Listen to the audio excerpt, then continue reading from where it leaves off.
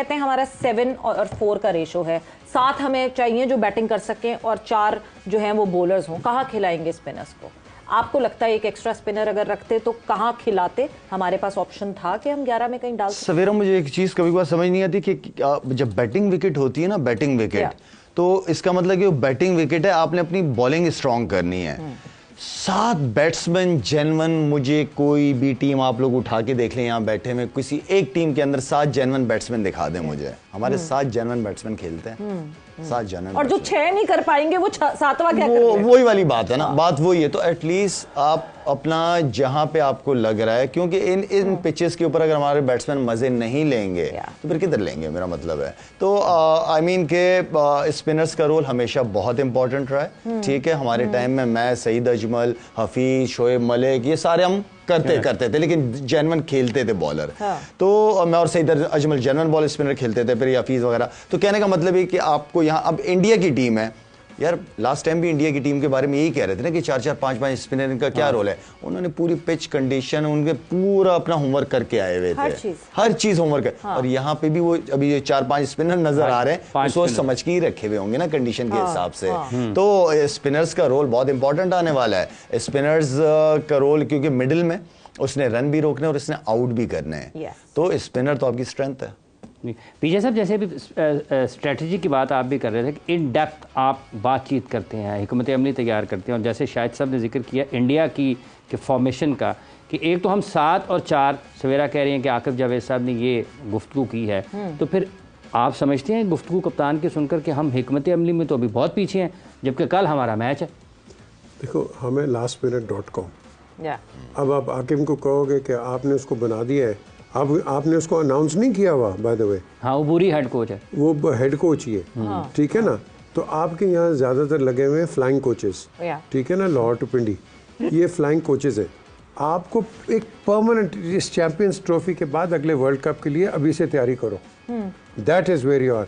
और सबसे बड़ी जो तैयारी है वो आपने ग्रास रूट पे करनी है, खुदा के लिए याद रखो। पीछे आए तो थे परमानेंट, गैरी कर्स्टन को हम कितना चर्चा करके लेकर आए थे, जेसन गिलेस्पी को हम लॉन्गर फॉर्मेट के लिए कितना चर्चा करके लाए थे। गैरी कर्स्टन से बेहतर आपको कोच कौन सा मिलेगा? जो हमने गैरी कर्स्टन के साथ किया उसके बाद तो मेरे ख्याल से कोई फॉरेन कोच पलट के नहीं दिखेगा कि उसने पाकिस्तान ये इसके 2-3 पहलू हैं। नंबर 1, इसमें कोई शर्म की बात नहीं है, हमारे लड़के कई अंग्रेजी नहीं समझ सकते, कई बोल भी नहीं सकते, एक कम्युनिकेशन गैप है, एक 1। दूसरा ये है, ये तो आप लेके आगे 6 महीने के अंदर, तो 6 महीने के अंदर जो कि एक का बीमारी आ रही है बचपन से, वो 6 महीने में तो नहीं डायग्नोस करेगा। तो आपका यहाँ जो इंटरनेशनल कोच, जो एक्स क्रिकेटर है, आप उसको क्यों नहीं एम्प्लॉय करते हो? ये आप ये मुश्ताक की बात करते हो, मुश्ताक बाहर जाके कोचिंग करता है, वो पाकिस्तान में क्यों नहीं कर सकता? मुझे बता दें। शाहिद से कंसल्टेंसी होती है, कई और लड़के उनसे कंसल्टेंसी होती है, ये पाकिस्तान में क्यों नहीं हो सकती? ये आप गोरों को इतना पैसा दे के बुलाते हैं, अब हमारे अपने प्लेयरों को पैसा दे दो। उनको देते नहीं, और बाहर की दुनिया हमारे प्लेयरों को, कोचेस को पैसा देती है, हमारे अपने पैसा नहीं देते। I don't know why। वो घर की मुर्गी दाल बराबर। सबसे बड़ी मेरी नजर के अंदर एक प्रॉब्लम है हमारी आज की क्रिकेट में, आपने कोई स्टॉक बॉलर तैयार ही नहीं किया। याद रखो, स्पिनर्स काम कर जाएंगे, लेकिन एक स्टॉक बॉलर जो कि एक्यूरेसी में माहिर होता है, वो आपने तैयार ही नहीं किया। आपके पास स्टॉक बॉलर है ही नहीं है। हमेशा स्टॉक बॉलर्स जो होते हैं, मीडियम पेस होते हैं, जरूरी नहीं है तेज होते हैं, मीडियम पेस आपके पास होते हैं। ये लड़के दोनों मेरे साथ खेले हुए हैं लीग के अंदर, ये स्टीव और मार्क, ये दोनों मेरे साथ खेले, मेरी क्लब से खेले हुए।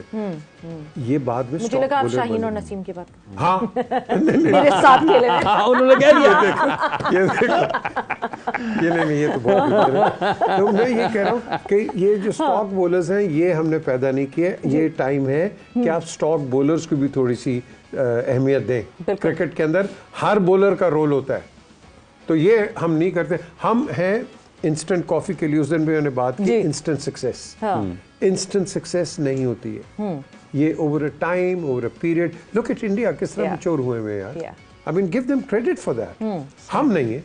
अच्छा शायद भाई, ये जो हालात अभी सिस्टम को टाइम दो तो आगे अभी जो पाकिस्तान की इस वक्त, अल्लाह ना करे कि पाकिस्तान की कारकर्दगी खराब हो, लेकिन सबसे ज्यादा बलबा तो फिर आ जाता है खिलाड़ियों के ऊपर उनके ऊपर तनकीद करना, उनको बुरा भला कहना सबसे आसान हो जाता है, लेकिन जो हालात पीछे रहे हैं आपको लगता है कि इस वजह से भी हम हिकमत अमली में कहीं रह गए, कोई आ रहा है कोई जा रहा है तो खिलाड़ी खुद भी सेटल नहीं हो पाते? जाहिर बात है, प्लेयरों को खुद भी कॉन्फिडेंट नहीं था कि वो टीम में होंगे कि नहीं होंगे, किसको सेंट्रल कॉन्ट्रैक्ट खूब मिलेगा। हमारे तो सेंट्रल कॉन्ट्रैक्ट की इशू ही खत्म नहीं होते हैं, पता नहीं आज तक लड़कों ने पूरे साइन किए कि नहीं किए। तो ये सारी चीज़ें सॉर्ट आउट होनी चाहिए, सारी चीज़ें होनी चाहिए। डोमेस्टिक के गालिबन अभी तक साइन नहीं हुआ है। अच्छा, वो भी नहीं, 5 महीने हो गए। 5 महीने हो गए।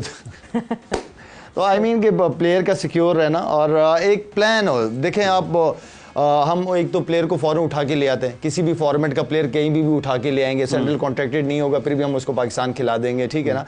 आप उनको जो है वो एक प्रोसेस होता है ऑस्ट्रेलिया वगैरह में, वो काउंटी क्रिकेट खेलते हैं, वो 5-5 4-4 साल खेलते हैं, परफॉर्मेंस कर रहे होते हैं, उसके बाद बैट्समैन को लेके आते हैं। हम एक आधा सीजन में बैट्समैन को ले आते हैं, भाई हमें सईद अनवर मिल गया, हमें ये इंतजाम मिल गया, हमें ये मिल गया।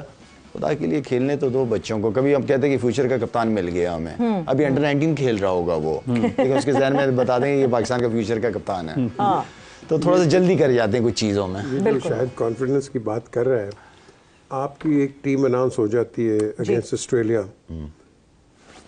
वो प्रिंट हो जाती है टीम, ये टीम खेल रही है, फाइनल टीम है, तो सारी टीम बाहर जा रही है, तो कोई आपका हाथ पकड़ लेता है, नहीं आप ठहर जाए, वो कोई और जा रहा है। ये भी तो हो जाता है। बिल्कुल होता है। वर्ल्ड कप की टीम रात को कुछ और होती है, लड़का बेचारा पैकिंग कर लेता है, अगले दिन सुबह उसका नाम नहीं होता और उसके बदले कोई और जा रहा होता है, तो ये भी होता है। बट ये this is how Pakistan cricket has worked and this is why you can see that unpredictability in Pakistan team, क्योंकि वो अनस्टेबिलिटी। और फिर आप सवाल करते हैं स्किपर, वो तो मेरा नाम उधर आया हुआ है, उन्होंने चेंज हो गए। अब मुझे बताओ कहाँ से आपका आएगा? है ये कब हुआ था वैसे पीछे सर? ये हमारा मैच वर्ल्ड कप के अंदर, मैं सिलेक्ट होकर अंदर जा रहा हूँ। अच्छा, तो पीछे से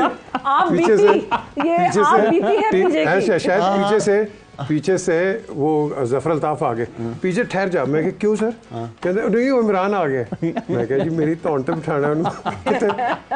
वो अभी मैच भी नहीं को खेला, टीम के साथ ही नहीं था, वो चला गया अंदर। तो आपको बिठाया है तो इमरान खान बना ना। आप बैठे हैं, हमें मौका मिला है ना वर्ल्ड कप जीत सके। लाला आपके साथ हुआ कभी ऐसा? नहीं, ऐसा नहीं हुआ। नहीं हुआ, या तो बिल्कुल बाहर टीम से बाहर या टीम के अंदर, या अच्छा मतलब बेंच पे नहीं। सो ठीक है ना, ये क्लैरिटी ऑफ रोल्स बहुत जरूरी है इस टीम में। अगर आपको मैं जल्दी से मुझे 11 की क्लैरिटी बताएं, फखर की क्या जॉब है, बाबर की क्या जॉब है, नीचे डाउन द ऑर्डर सऊद आता है या कमरान गुलाम आता है, उसकी क्या जॉब है, आप क्या कहें? सवेरा हर एक ने इतनी क्रिकेट खेली है कि हर एक को अपनी स्ट्रेंथ का पता है, हर एक को अपनी पोजीशन और अहमियत का पता है, ठीक है ना। मैनेजमेंट स्ट्रांग होगी, मैनेजमेंट के लोग उनको उनका क्लियर रोल दे देंगे कि भाईजान आपका ये रोल है। आप लोगों ने रोल और अपनी क्लैरिटी वो बहुत इंपॉर्टेंट है। हाँ बिल्कुल, हमारी क्लैरिटी ये है कि जोर का जोड़ का वक्त खत्म हो गया जी। So thanks a lot for being here. और ये अभी थैंक यू ये नहीं कर रही मैं कि ये लोग भाई चले जाएंगे, ये लोग फिर कल वापस होंगे यहीं पे।